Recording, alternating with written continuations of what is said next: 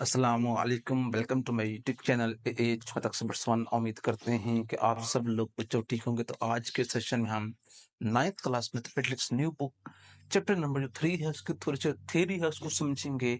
और चैप्टर का बच्चों नाम है सेट्स एंड फंक्शंस। तो बच्चों हमने सेट्स के बारे में, सेट का नाम तो सुना होगा डेली लाइफ के अंदर, जैसे वाटर सेट हो गया, कूलर सेट हो गया, टी सेट हो गया, ग्लास सेट हो गया। अब इसका मतलब ये होता है उसके अंदर कुछ कलेक्शंस होते हैं। अगर हम टी सेट देखें तो उसके अंदर मखसूस कुछ ग्लास कप होंगे 6-7, और 7 एक चैनक या इस तरह कुछ होता होता है। या अगर हम देखें वाटर सेट, उसमें 6 ग्लास होते हैं और 7 एक क्या होता है, जग होता है। तो इनको मिलाकर बच्चों क्या बनता है, सेट बनता है। मैथमेटिक्स में सेट की जो इस्तेमालात है वो बहुत ज्यादा है, स्पेशली मैथमेटिक्स में। उसके बाद स्टैटिक्स हैं। और सेट का फायदा ये होता है कि सेट किसी भी चीज को कैटेगराइज कर देता है। जैसे आप बॉटनी की, बायोलॉजी की डिफरेंट ब्रांचेस हैं, हर ब्रांच में उसी चीज के जो बारे में पढ़ा जाता है। इस तरह जो सेट है ये भी नंबर्स को डिफाइन करता है। डिफरेंट टाइप के सेट्स हम पढ़ेंगे आगे जाके। तो अब जो हम सबसे पहले सेट की डेफिनेशन को देखते हैं, सेट होता क्या है। सेट में बच्चों क्या होती हैं, कुछ चीजें होती हैं। Set is a collection of, set बच्चों क्या होता है, कलेक्शन होता है किन चीजों का, of well defined and distinct objects. जो सेट होगा वो डिस्टिंक्ट ऑब्जेक्ट्स का कलेक्शन होगा। अगर तो उसमें कलेक्शन भी हो, वेल डिफाइंड भी ऑब्जेक्ट्स हों और डिस्टिंक्ट भी हों, तो वो सेट की कैटेगरी के अंदर शामिल हो जाएंगे। तो ये बच्चों डेफिनेशन है सेट की। अब वेल डिफाइंड का मतलब क्या होता है और डिस्टिंक्ट का मतलब क्या होता है, इन दो अल्फाज की अब मैं वजाहत करने लगा हूं। पहले बात करते हैं वेल डिफाइंड। वेल डिफाइन का मतलब है जो उसके अंदर लिखा है वो हमारी समझ में भी आना चाहिए। अगर जो उस सेट में लिखा हुआ है और हमारी समझ में नहीं आ रहा, फिर हम उसको सेट नहीं कहेंगे। आगे है डिस्टिंक्ट, इसे कहते हैं डिफरेंट, मुख्तलिफ। मतलब जो उसके अंदर चीजें शामिल होंगी, जो एलिमेंट्स होंगे, जो मेंबर्स उसके अंदर सेट में लिखे जाएंगे, उनके लिए मुख्तलिफ होना दूसरी शर्त है। अगर ये दो शराइत उस कलेक्शन के ऊपर एप्लीकेबल हैं तो हम उसको सेट का नाम दे देंगे। और सेट को डिफरेंट जो नेम है वो दिए जाते हैं अल्फाबेट्स में, capital A, capital B, capital C and up to G तक, एक्स वाई और साथ जी। अब जो उसके अंदर चीजें लिखी होती हैं उन्हें बच्चों कहते हैं उनके मेंबर्स, उनके एलिमेंट्स। फॉर एग्जाम्पल मैं एक सेट लिखता हूं ए, उस सेट का नाम है बच्चों।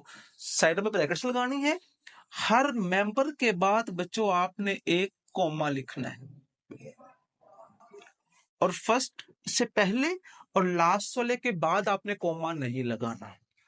अब देखिए इसमें मैंने जो एलिमेंट्स, जो मेंबर्स लिखे हुए हैं वो आपस में डिफरेंट हैं, और जो लिखे हैं वो समझ में भी आ रहे हैं कि ये 1 है, ये 2 है, ये 3 है, ये 4 है, ये and up to so on. तो जो मेंबर्स लिखे हुए हों, समझ में भी आए, डिफरेंट भी हों, वो बच्चों क्या होगा, सेट होगा। और सेट का जो नाम है बच्चों कैपिटल में लिखना होता है। और सेट को लिखने के बच्चों 3 तरीके हैं। सेट को लिखने के 3 तरीके हैं। नंबर 1 है बच्चों डिस्क्रिप्टिव मेथड, डिस्क्रिप्टिव मेथड। दूसरा है बच्चों टेबुलर मेथड। तीसरा है बच्चों सेट बिल्डर फॉर्म। इसको यार रोस्टर फॉर्म भी कहते हैं। तो 3 तरीके हैं।